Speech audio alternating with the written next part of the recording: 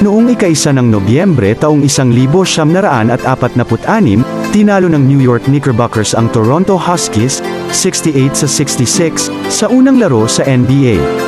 Ang Knickerbockers ay pinangunahan ni Leo Gottlieb, na umiskor ng 14 na puntos sa laro na nasaksihan ng 7,090 fans sa Maple Leaf Gardens sa Toronto.